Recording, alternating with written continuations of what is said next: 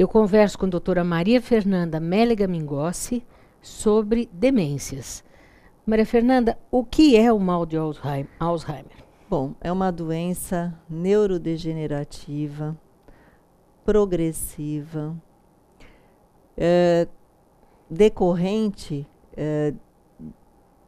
de destruição das células cerebrais pela formação de uma proteína anormal e que interfere, então, na transmissão do impulso nervoso com diminuição da acetilcolina. E qualquer pessoa pode ter? Qualquer pessoa pode ter Sexo, Alzheimer. idade, hereditariedade? Isso, a gente já falou que o sexo é Mais em mulheres. mais em mulher. Existe a história da hereditariedade, né? Lembrar que a doença de Alzheimer não é uma doença hereditária, porque todo mundo fala, mas é hereditária. Não é hereditária. Mas, se existe um histórico familiar, há chance de ter Alzheimer. Então, se eu tenho um parente de primeiro grau que teve Alzheimer, a chance de eu ter é 4 vezes maior do que uma pessoa que não teve Alzheimer. E ela aparece subitamente? Não. A doença é insidiosa.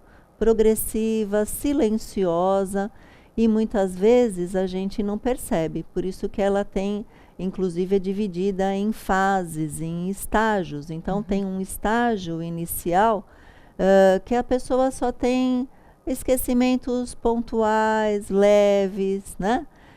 E aí não chama muito atenção. A gente tem que lembrar que o problema é da memória recente, que compromete as funções cognitivas, que incluem também, além da memória, linguagem, atenção, orientação no tempo e no espaço. Agora, como é que a gente suspeita que uma pessoa está com Alzheimer?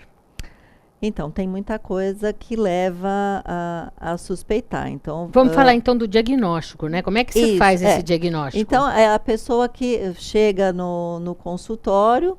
E o que eu tenho que fazer? Um exame clínico para... o diagnóstico de Alzheimer é um diagnóstico de exclusão. Tá. Então, eu vou excluir aquelas outras demências que nós falamos, por isso que é necessário vários exames laboratoriais, porque o meu diagnóstico é de exclusão. O diagnóstico de certeza de Alzheimer não existe. Teoricamente existe se a gente fizesse uma biópsia cerebral. Mas isso Ninguém não é vai uma fazer. coisa possível. Então, é um diagnóstico, muitas vezes, provável e de exclusão. Então, faço o exame clínico, testes rápidos de memória, como o mini exame do estado mental, teste do relógio. Se, às vezes, a pessoa tem condição, então, fazer uma avaliação neuropsicológica. Então, que essa avaliação vai avaliar melhor a memória, para a gente ver se não tem problemas de depressão, de ansiedade, que acabam se misturando. Um exame de imagem é importante. Então, a ressonância magnética dá bastante informação, é melhor do que a tomografia. Existem hoje estudos metabólicos. Então, basicamente, o que a gente precisa? Exames laboratoriais, um exame de imagem, um teste, pelo menos rápido, de memória, para a gente poder conseguir um exame, um diagnóstico. Agora, a gente tinha começado a falar um pouquinho dos estágios. Existem estágios na doença de Alzheimer? Existem. Conta pra gente. Então, existem 3 fases, né? Então, o estágio inicial, que é a fase leve, o estado intermediário, que é a fase moderada, e o estágio final, que é a fase grave.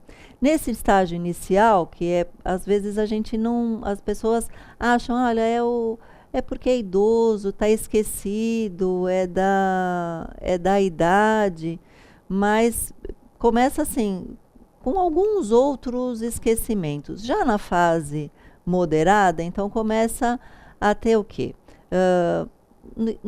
Não lembra a data, né? Então não sabe que dia que é, dia da semana, dia do ano, dia do mês.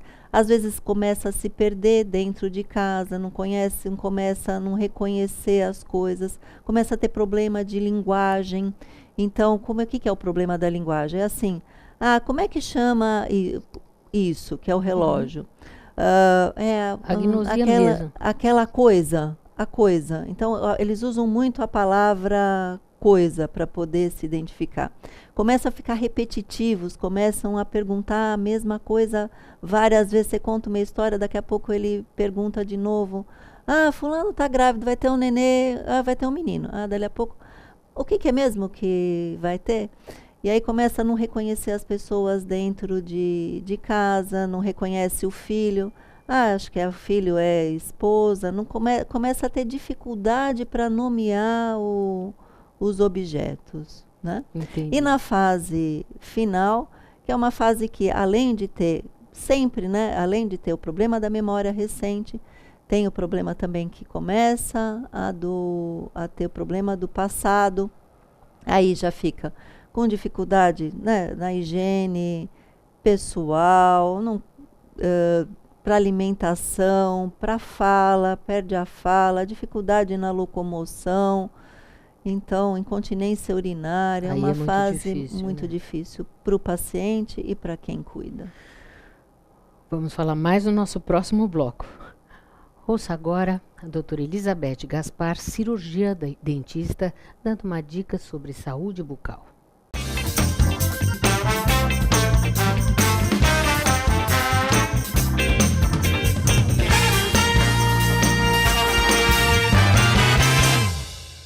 Olá, hoje eu vou falar a respeito da extração de sisos, se deve sempre extrair sisos ou não. Erroneamente as pessoas têm o hábito comum de achar que todo siso deve ser extraído. Começou a erupcionar, começou a nascer o dente do siso, já vou lá para extrair. Não é assim. O dente do siso deve ser extraído se não há espaço no arco para ele, ou seja, se ele está semi-erupcionado, ou seja, não consegue erupcionar totalmente, ou está incluso, ou está numa posição fora do posicionamento da arcada, tá? Aí sim deve ser extraído.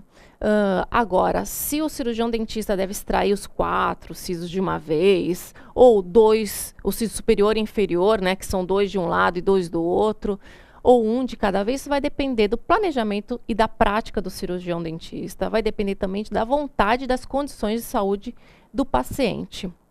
É um dente mais complexo de ser extraído, até mesmo pela sua localização, seu último dente da arcada, né? Então, um bom profissional, um profissional especialista nessa área, que está apto a fazer essa cirurgia, é tranquilo, acaba sendo tranquilo. Me mantenho à disposição para qualquer dúvida e até semana que vem.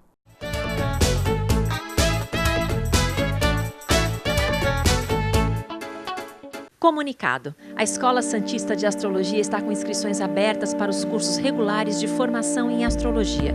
Curso básico com turmas manhã, tarde e noite, interpretação de mapa astrológico, previsões e supervisão de mapas. A escola ainda oferece atendimento de mapas astrológicos e uma grande variedade de livros. Escola Santista de Astrologia, Rua Goitacazes, número 8. Telefone 3284-9714. Santos.